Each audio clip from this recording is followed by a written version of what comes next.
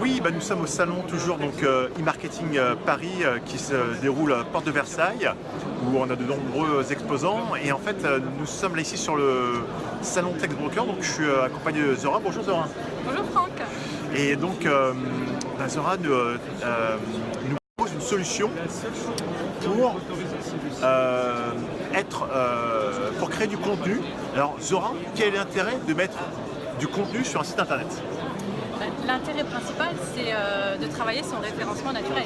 D'accord. Oui, il faut, pour être visible sur les moteurs de recherche, comme Google, il y a plusieurs façons d'y arriver et l'une des plus importantes, c'est de produire du texte, de produire du contenu, d'avoir, si on a un site e-commerce, des descriptions de produits qui soient bien rédigées, des descriptions de catégories, des articles de blog, des articles informatifs, des actualités, tout ce qui permet de produire du contenu et de donner de l'information à l'utilisateur. Alors quel type de contenu qui est le plus intéressant à mettre sur un site pour obtenir des visiteurs et des clients?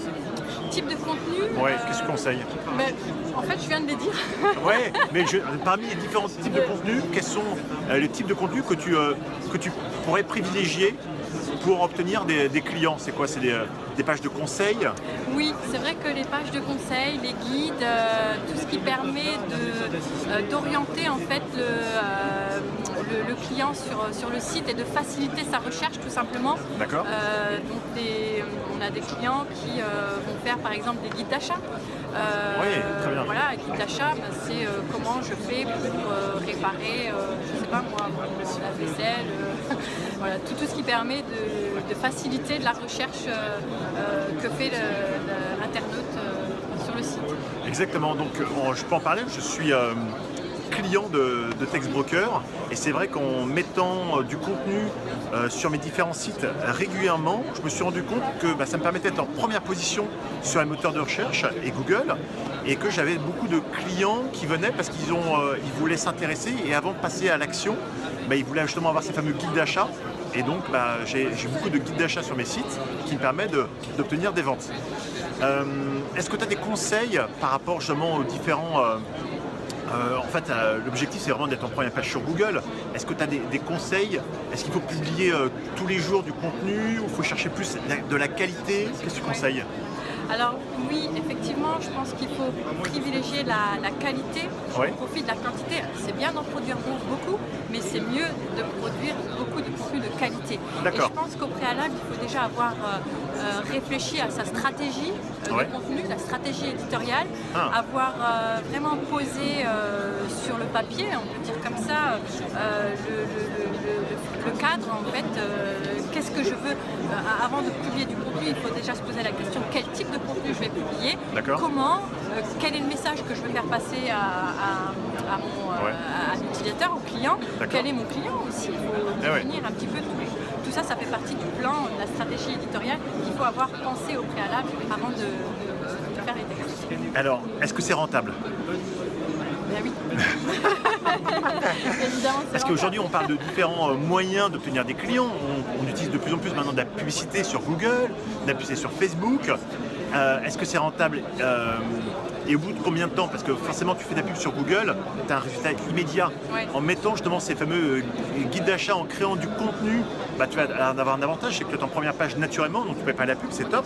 Est-ce que tu as quand même des retours? Au bout de combien de temps tu vas pouvoir, en mettant ce type de guide, générer des ventes? Là, c'est une stratégie, là on est sur le long terme. On travaille la stratégie du long terme, au moyen ou long terme. C'est vrai que une campagne AdWords, directement tu vas avoir les résultats, tu travailles ton long terme. Mais il faut penser plus loin, il faut penser à l'avenir et il faut justement, le référencement naturel, c'est ça, c'est d'investir sur le long terme. C'est tous les textes que je vais produire, ça va me servir sur la durée. Donc je ne vais peut-être pas avoir le feedback tout de suite, quoique, c'est déjà arrivé. Il y a des clients pour qui ça a vite augmenté parce qu'il y a plein de choses autour qui font que les résultats sont là rapidement. Faut aussi travailler aussi sa stratégie de mots-clés. Et puis tout ce qui est autour qui fait partie de la stratégie de l'éditorial, si elle est bien faite, ça peut produire des résultats quand même assez rapides. Mais c'est vrai qu'il faut s'armer de patience dans le référencement naturel. Ça va se faire ça peut prendre 6 mois, 1 an. voire plus pour certains. Hein. Alors je peux en parler, je fais mon bouton, il fait chaud mais quand même.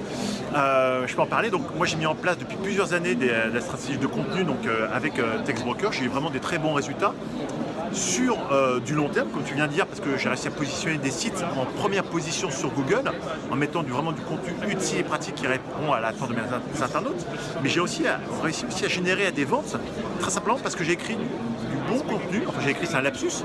J'ai des prestataires comme Textbroker qui m'ont fourni ce contenu, que j'ai envoyé par exemple par email, ou que j'ai pu publier sur un site et les gens étaient abonnés à mon site et donc ils recevaient tout de suite l'information, soit par email, soit genre limite je leur faisais un peu de pub.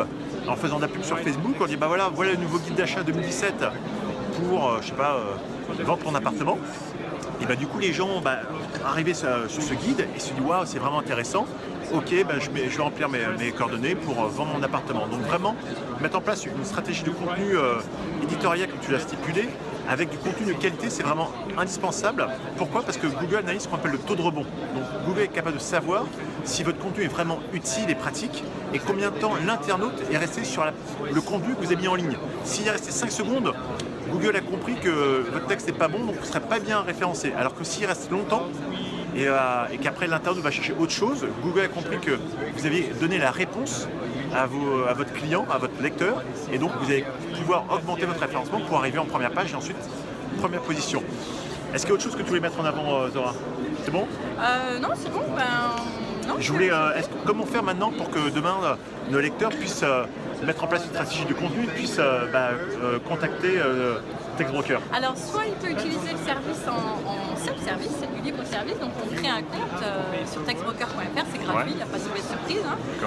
Et donc là, on a accès à la base de données des rédacteurs et on peut poser son briefing directement en ligne, en mettant évidemment tout ce qui est important dans un bon briefing. Il faut quand même guider un minimum le rédacteur pour lui donner les moyens de faire un bon texte. Donc ça prend un petit peu de temps au démarrage, mais c'est pas trop compliqué. Sinon, moi je suis là, hein. Zora, Textbroker, zora.belmadi@textbroker.fr.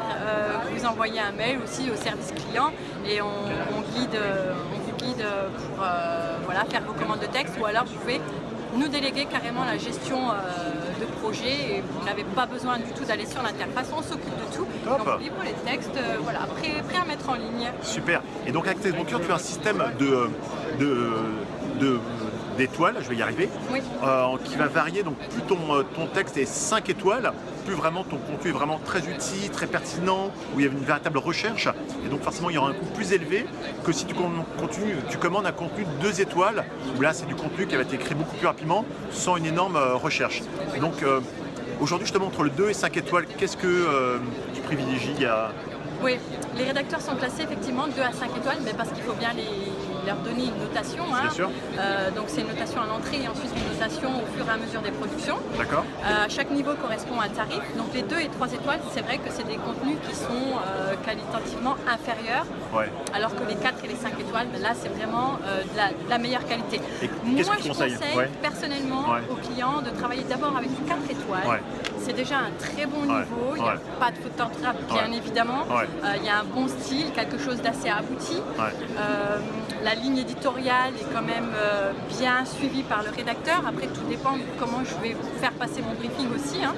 Mais avec du 4 étoiles, on a déjà de la très très bonne qualité pour un budget très intéressant. Exactement, donc on l'a vu, donc aucune faute d'orthographe, c'est écrit en très bon français et en plus c'est vérifié comme du contenu unique. Ça, il n'y a pas besoin de... Enfin moi je préfère quand même bien le préciser.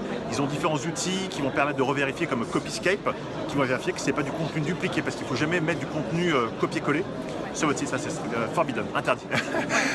Zora, je te remercie pour ces informations. Merci à toi. Et donc voilà, si vous voulez revenir voir Zora et toute l'équipe de Textbroker dont Vessi, ils sont présents donc au salon e-marketing Paris. À bientôt. À bientôt. Ciao. Bye.